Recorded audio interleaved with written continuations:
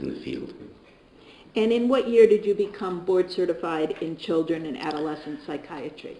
I believe it was 1983. And you were in the military? Yes, I was. And what was your role in the military? I was an Army psychiatrist for the United States Disciplinary Barracks at Fort Leavenworth, Kansas. And what years was that? That would have been 1974 through 1976. And are you licensed to practice medicine in Massachusetts? I am. And how long have you been licensed to practice medicine? I believe since 1974. Now, do you have a present academic appointment? I have a clinical appointment at the University of Massachusetts Medical School as an associate clinical professor. And what are your responsibilities in that role? I primarily supervise residents and fellows who are in the Child Psychiatry Fellowship Training Program. I occasionally give lectures within the university. How long has your practice focused on children and adolescents? I've worked with children and adolescents since 1983. I think with one exception, and that was when I spent some time at the Worcester State Hospital on an adult unit. And what has been your role in working with children and adolescents as a psychiatrist? Primarily been a medical patient care for many years at the Leonard Morris Hospital, which is now a part of Metro West Medical Center in Natick. I left that facility to become the medical director of an adolescent intensive care unit at Taunton State Hospital. And when that unit closed, I made care of adult patients. Overall, during the course of your career, have you been treating patients directly in the hospital as well. Now, in addition to your academic appointment at UMass Medical School, have you had others in the past? I've had a number of academic appointments at some time in the past now. I believe one was with Tufts University and one was with Boston University. Now, are you a member of professional organizations? I am. Are you a member of the American Psychiatric Association? Yes, I am.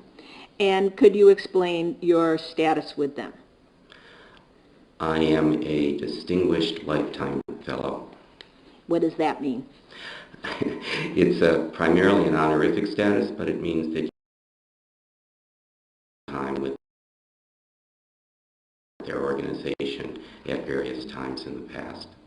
Are there other professional organizations that you're a member of? Yes, I'm a member of the American Academy of Child and Adolescent Psychiatry, where I'm active on a number of committees. I've worked with the American Academy for many years. And what are the committees?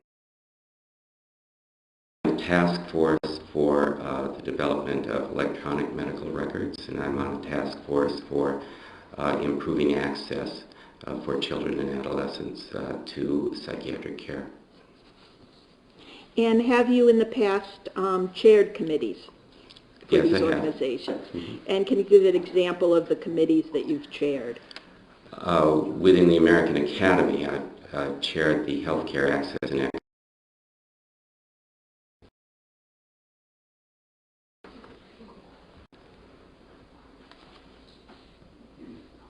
Now, have you had hospital appointments? Yes, I have. What does that mean, to have a hospital appointment? Hospital appointments involve the review of your credentials with primary source verification and a review of the privileges you've requested to practice within the hospital. When those are all reviewed and you are given privileges or an appointment, you then have an obligation to work with the hospital and follow their bylaws and be a member of the medical staff and so on. Now, I believe that you said it was in the mid-'80s where you started working as an adolescent and child psychiatrist. Can you give us an overview of the different positions you've held since then? Since you Yes, began? I'll do my best. I certainly don't mean to step on Ms. Regan's direct. She's welcome to continue, but the come office certainly not contesting Dr. Jackson's credentials at all. Okay. Do you want me to go on? Well, maybe I can just, Okay. you worked as a treating psychiatrist at Metro West Medical Center? That's right. I And- worked as the medical director for their child development unit and served as the principal child psychiatrist for some years as well. And you also worked at Taunton State Hospital I did. for quite a few years, correct? I did. And what was your role there? As I said, I had two roles. One was a medical director for an acute residential inpatient program. And when that program was closed by the state, I became an attending psychiatrist on an adult long-term care unit. Now, you also have worked as a consultant, as a child and adolescent psychiatric consultant for the Learning Center for the Deaf, correct? That's correct. And you've done that since 1992. Yes, correct. And you have written peer review articles, correct? Yes. And what are peer review articles? Peer review articles are articles in scientific journals which are reviewed by one's peers and critiqued for their scientific validity. And it's fair to say that the last peer review article that you wrote was in 1985, correct? I think that's correct. And the title of that was Teaching Pediatric Psychopharmacology, an Interdisciplinary Model, correct? That is correct. And that was in the American Academy Journal of Child and Adolescent Psychiatry, correct? Correct.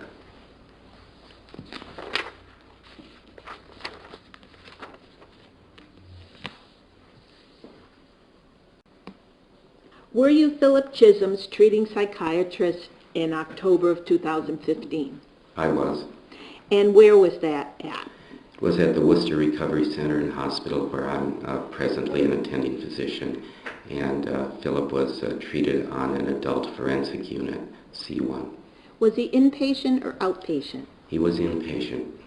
And approximately how long was he inpatient? Approximately 2.5 weeks. And as his treating psychiatrist, what was your role? Well, my role was to evaluate his clinical state, to do an evaluation for the presence or absence of mental illness, to assure his safety, to coordinate the treatment team's efforts to do a clinical evaluation was my role. Now, at the end of Mr. Chism's stay at Worcester Recovery Center, did you reach a diagnosis? I did. And what was that diagnosis? I made 2 diagnoses for Mr. Chism. One was a depressive state, a major depression, and the other was a brief transient psychotic episode. Can you explain what a brief transient psychotic episode is? It's a formal diagnostic term, but it's a generic term as well. It applies to experiences of people who become acutely disorganized in their behavior, their language, their thought, and aren't able to cope with day-to-day functioning.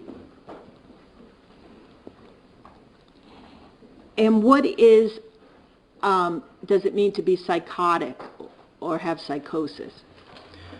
That again is a generic term, so it can apply to a number of different mental conditions or diagnoses, but psychosis generally means the experience of symptoms which severely impair one's ability to deal with day-to-day reality. Now, what did you rely on in making your diagnoses? I'd ask you not to get into the details, but just tell us your sources of information that you Yes. relied on. I will have to hear counsel at the sidebar. on the issue.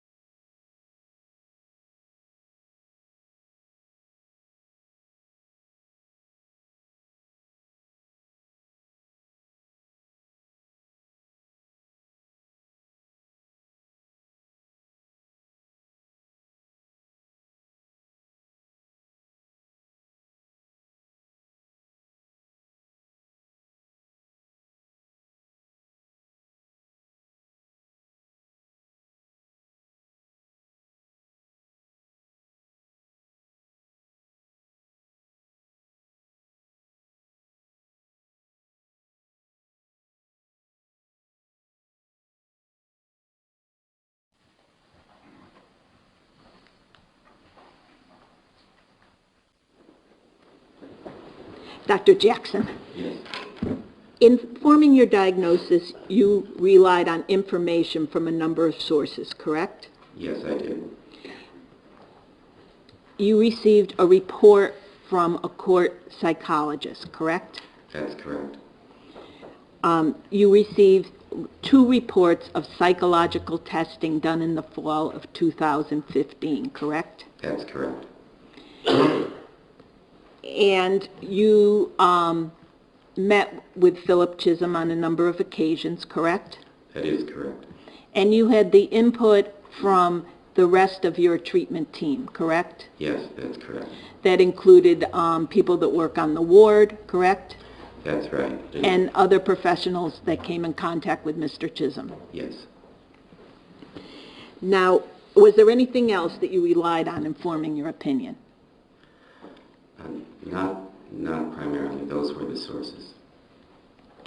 Now, you had an opportunity to make observations of Philip Chism while he was at Worcester Recovery Center, correct? Yes.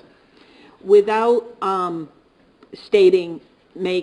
us anything that Philip Chism said to you, can you tell us what psychological symptoms or psychiatric symptoms you personally observed in Philip Chism? Yes, I will. First of all, I tried to see Philip every working day that I was in the hospital, albeit for brief periods of time. During those visits, Philip seemed to me to be significantly withdrawn. He seemed to me to be unable to really coherently describe what his experience was on a day-to-day basis. He needed the help of a lot of direct questions just about his daily functioning.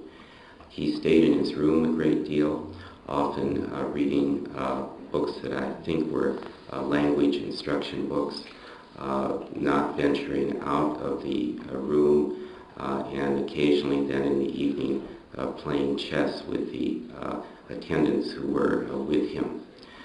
So his functioning, even in a very structured setting, was at a pretty low level. He also seemed to me to be significantly emotionally withdrawn and disconnected. Those were my direct observations. During Mr.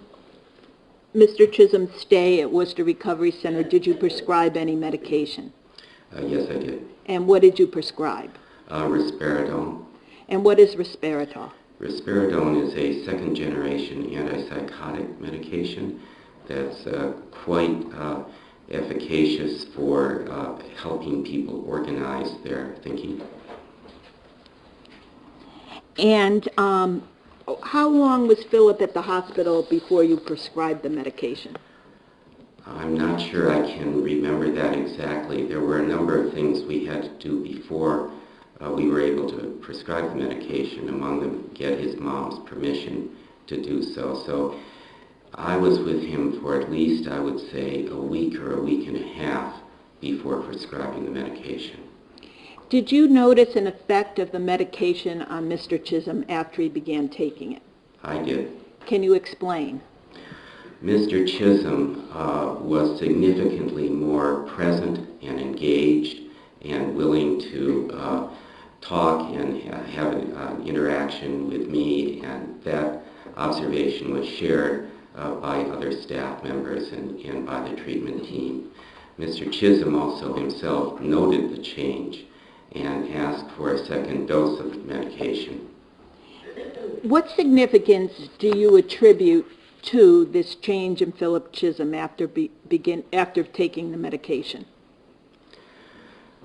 My formulation of the change is that Philip was experiencing significant anxiety and depression prior to the administration of the medication, and that those strong emotions were partly to blame for the disorganization of his thinking. When he was able to be calmer and less anxious, he was better able to organize his thinking and his communication with others. Did you consider malingering? And first I must ask you, what is malingering? Malingering is the endorsement of symptoms that aren't in fact present in order to avoid the consequences of legal proceeding, for instance, or other consequences that might be perceived as unwelcome to a person. Did you consider malingering? I did. And can you explain how you considered it as regards Mr. Chism? I understood that Mr. Chism had endorsed many symptoms that were so frequent that it was unlikely that these particular symptoms were the result of mental illness, and were likely to indicate that Mr. Chism was falsely endorsing a number of serious symptoms. And did you find that Mr. Chism was malingering? In his contact with me, no. That being said, I specifically avoided a number of the probes and queries of the evaluations which I knew had already been done. So I confined myself to my experience with talking with Mr. Chism himself. If in fact Mr. Chism was engaging in malingering, how would that affect your diagnoses? The diagnosis of malingering doesn't preclude other diagnoses.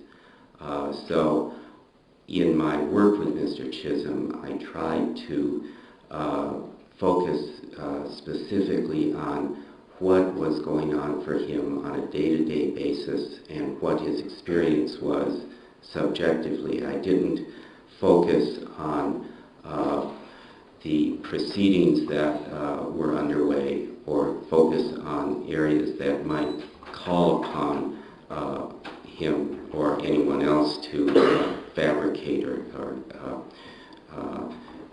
imagine symptoms. Do people with serious mental illness exaggerate their symptoms? Yes, frequently. And if you find that they exaggerate their symptoms, does that rule out a severe mental illness? No, not necessarily. Can you explain? Well, yeah. When a person's exaggerating their symptoms, there's an element of anxiety about their situation.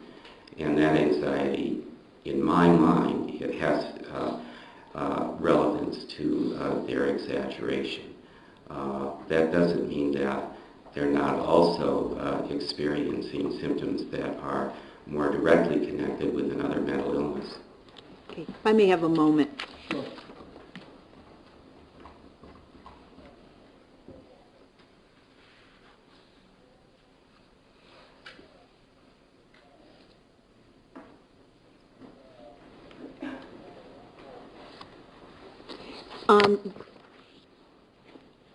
Let's see, hold on, I'm sorry. During Philip's hospitalization, did you personally observe him visit with anyone? Yes, I did. I observed him visiting with his mother. Thank you, I have no further questions. Okay, cross-examination, please, Ms. McDermott. Dr. Jackson, people without mental illness also malinger, isn't that true? That's certainly true. And in fact, people facing serious criminal charges without mental illness are at great risk for malingering. That's possible. I'm not an expert on malingering. Well, in fact, you testified that some of the sources of information you had in forming your opinion was testing done in the early fall. Is that correct? That's correct. That was certain psychological testing done by Dr. Kelly Casey and Dr. Nancy Hebben, correct? That is correct. And that testing, in fact, indicated a likelihood of malingering on the part of the defendant, Philip Chism. I had the test, I didn't have the test protocols, but I had the test reports, and I had them reviewed by our psychology department, and they confirmed that those tests were positive for the presence of malingering. Now, when you were treating Mr. Chism in October of 2015, were you asked at all to look at his mental state in October of 2013? No, I was not. Your sole purpose was providing accurate treatment and assessment of Mr. Chism in October of 2015, correct? Correct. And in fact, your ultimate diagnosis was that in October of 2015, he was suffering from an acute depressive state, is that correct? Correct. And that he was had experienced a brief transient psychotic episode. Correct. And fair to say brief and transient have their common meaning? That's right. And certainly when he was discharged from the hospital on November 4th, you did not believe he was still in the throes of this episode. That's correct. And you have no idea when it started, is that correct? No, I would not. And in fact, one of your concerns, both in your initial evaluation of Mr. Chism and your ultimate diagnosis, was that the trigger for this brief transient psychotic episode was the stress of trial. That's correct. And in fact, Mr. Chism, the beginning process of Mr. Chism's trial had started on October 7th of 2015. Is that correct? I believe so.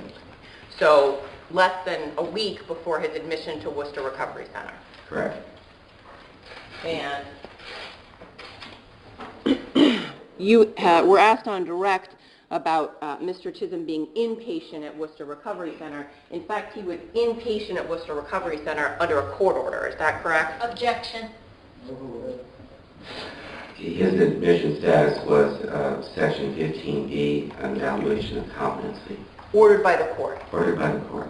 If counsel wishes to be seen at the sidebar relative to any limiting instruction, I'd be happy to see you. If not, I will. Did you wish to be seen, Ms. Regan? Yes. Okay.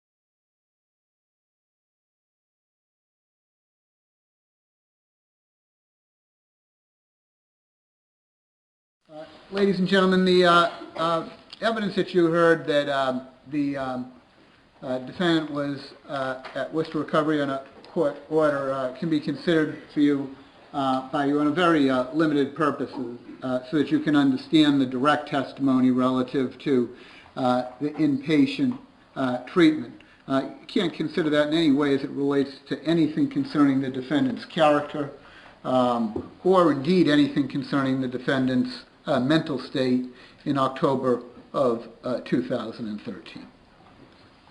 Dr. Jackson, you described, I believe, on direct, and correct me if I'm wrong, a brief transient psychotic episode as being, the hallmarks of that being that the individual is acutely disorganized in behavior and thought. Is that correct? That's correct. And in fact, the hallmark of that diagnosis is disorganized behavior and thought, correct? Correct. Not organized, not purposeful behavior and thought. That's correct. And you indicated that you, at some point during his stay of October 15th to November 4th, you prescribed Risperdal, correct? That's correct. Is the fact that Risperdal improved someone in any someone's behavior or how someone feels, does that in any way confirm a particular diagnosis, or are there multiple things that Risperdal can assist with? There are multiple things it can assist with. And one of those things is a personality disorder, correct? I would say no. Okay. You wouldn't prescribe Risperdal for a personality disorder? No, definitely not. Are you aware that others would? I'm not aware, but, they may. And in fact, there's really no treatment for a personality disorder, is there? That's correct. As far as I can tell, there's no pharmacologic treatment for personality disorder. Okay. There are treatments that are psychosocial, but personality disorders are not accessible primarily by pharmacology. And doctor, what's a personality disorder? Personality, well, I'm not sure that I'm qualified to give you an academic view of it, but it's a disorder of functioning with other people and in one's life that chronically exposes them to outcomes that are less than ideal for themselves or others, that people make poor choices in their lives. There's an absence of empathy? For some personality disorders, yes. For others, no. There can be an absence of being able to make connections with other people? That's true. And there's an absence of remorse for any conduct one engages in, is that correct? Again, for some personality disorders. Well, specifically antisocial personality disorder would be a disorder for which those things are true. Is that correct? Objection. Well, if counsel should be seated at the sidebar, I will. I certainly can. I better say it at the sidebar. I'll see counsel at the sidebar.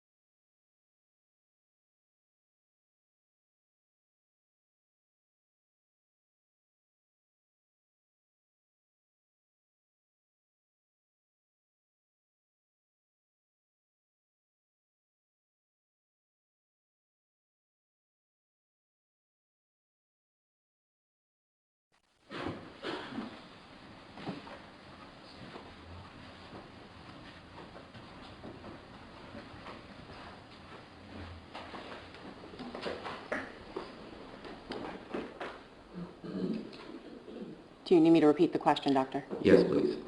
With respect to each of the things I just described, are those present in someone with an antisocial personality disorder? Yes, they are. Okay. Now, doctor, when Mr. Chism arrived at Worcester Recovery Center, that was October 15th of 2015, is that correct? Correct. And on October 16th of 2015, you completed a comprehensive psychiatric evaluation. You dictated it, at least. Right. Okay. And then ultimately your diagnosis is contained in your discharge note of November 3rd of 2015. That's correct. Sir, but as early as October 16th, when you dictated your comprehensive psychiatric evaluation, you had already concluded on an admitting diagnostic profile for Mr. Chism. Is that correct? I don't actually, to be honest, don't recall what I said in the comprehensive. Would having an opportunity to review it assist you? If you like. Yeah, put this one. Sure. Not sure what you're referring to. And I can draw your, I apologize for my highlights, I can draw your attention to page 7, although you're welcome to review whatever part of the document you want.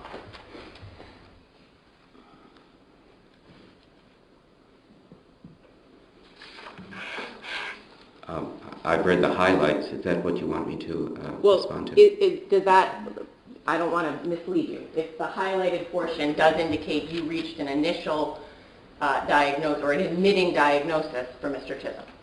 No, it really doesn't. It means that the symptoms are consistent with the diagnosis, but it doesn't mean that I've made a conclusive diagnosis by any means. No, and what I asked you is if that was the admitting diagnosis. In fact, that's what it says, isn't it?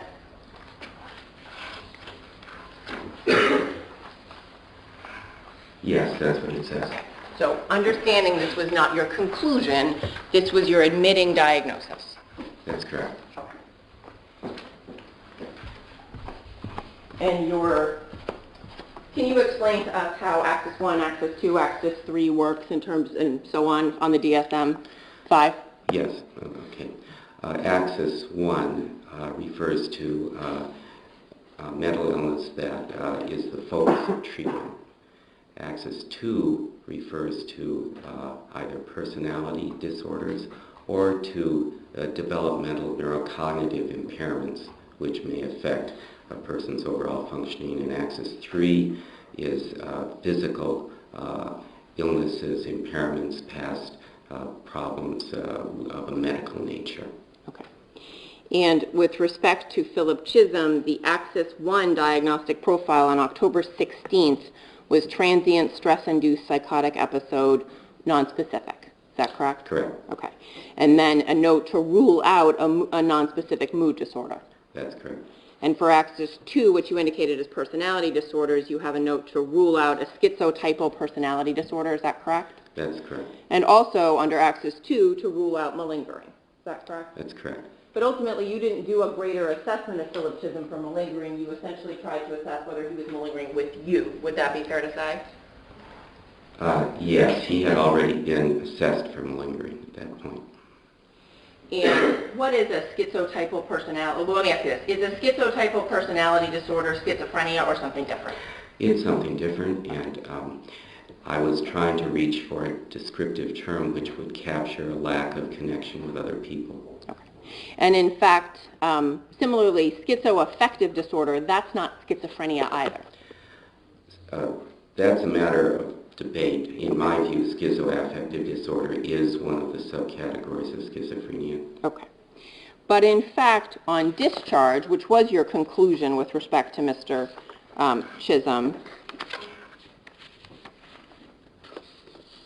you indicate that the experience he's reported to you did not seem characteristic of schizophrenic illness. Is that correct? That's correct. And ultimately, you did not, understanding you can't, fair to say you could not diagnose someone of Mr. Chism's age with schizophrenia. Is that correct? One can make the diagnosis of schizophrenia in childhood and adolescence. It's less common, but it is possible to make that. But in fact, in this case, you found what he was reporting was not consistent with schizophrenic illness. That was my conclusion, Okay. yes. So your conclusions were that he was suffering from a depressive state and a brief transient psychotic episode. Correct. That was over by the time he left the hospital and you don't know when it commenced. Is that fair to say? That's fair to say. But certainly a week prior to his admission, he was under the enormous stress of the beginning of a murder trial, correct? Correct. And you would agree with me that having a fair amount of anxiety and depression and stress over being on trial for murder would not be irrational. Oh, right, I agree. Okay. Okay. If I could just have one moment.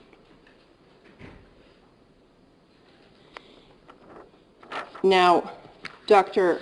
Jackson, the things you described, you described making certain observations of Mr. Chism in October of 2015 that led you to believe he was suffering from this disorganization of mood and thought. Is that correct? That's correct.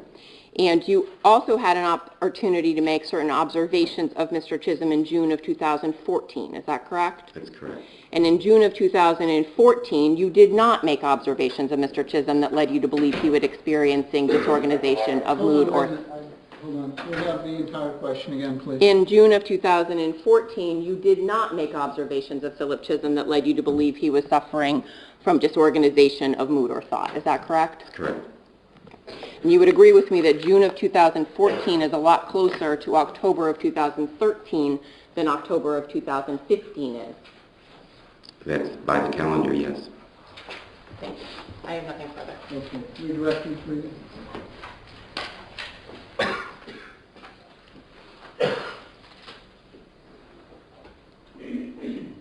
In 2014, you had an opportunity to make observations of Philip Chism. Is that correct? That's correct.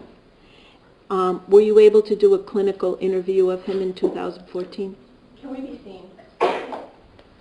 Sure.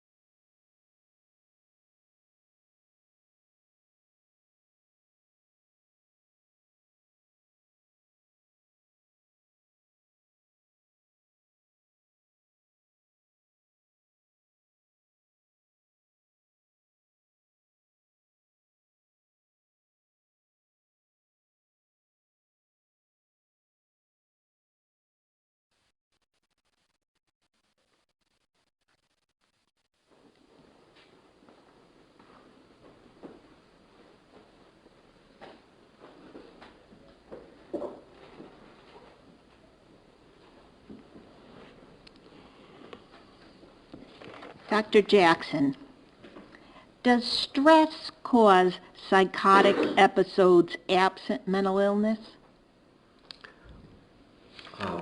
Yes, it can. Can you explain?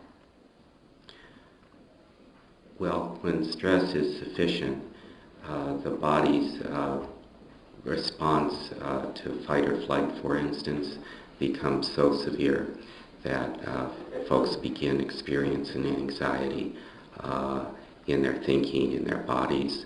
A good example of this is the post-traumatic stress disorder of soldiers who have to go through war and experience post-traumatic stress and then develop symptoms that are, to some extent, psychotic in nature. So, but once the person is having the psychotic episode, it is a mental illness. Yes. Now, after you started, Mr. Chism, on the medication, he continued on it during his stay at Worcester Recovery Center, right? Yes, he did. And did you prescribe him to continue? Yes, I did. And why did you prescribe him to continue on the medication? I thought that the medication had produced a material benefit in terms of his ability to be present, to function, to communicate with others, and a material reduction in his anxiety. He told me when he was in the hospital. I'm sorry, you have to stop there. Okay. Okay. Now, there was an admitting diagnostic profile that you compiled, correct? That's right. And is it fair to characterize that as a working hypothesis? That's correct. And it's just a starting point for your evaluation of your patient? That's correct. It's a requirement to create a diagnostic profile as a result of that evaluation. If I could have a moment. Sure.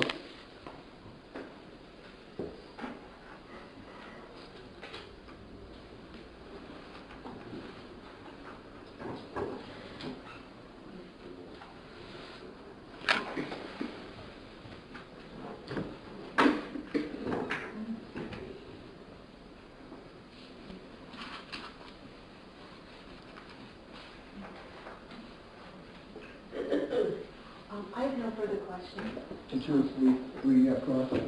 Dr. Jackson, you recommended that he remain on the Risperdal. You just testified on redirect, I think it was. Is that correct? I did. But in fact, the morning before he was due to go back to court, his last full day in the hospital, he just chose to... Correct.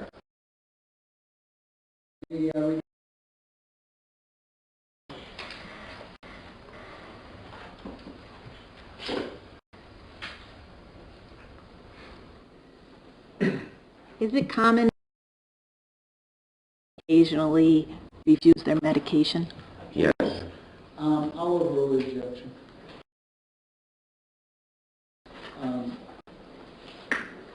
Anything further, I would just ask one further question. Sure. Dr. Jackson, did he refuse his medication any other time during his stay? Not that I'm aware of. I have nothing further. Any redirect? No. Thank you, Dr. Jackson.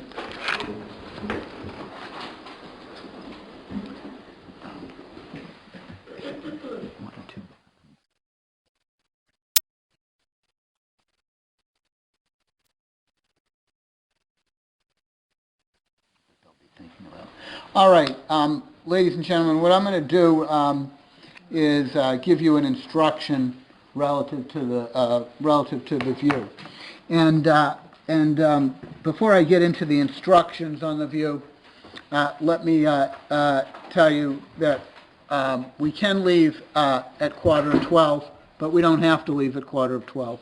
In other words, make sure you're comfortable before we leave. And I will also tell you that there is a restroom on the bus. We're not going on some lousy bus without shock absorbers. So I hope that alleviates some of the natural concern that some of you may have. So, members of the jury, you're about to visit a place about which you have been hearing testimony and will hear testimony during the trial. In court terminology, we call this a view.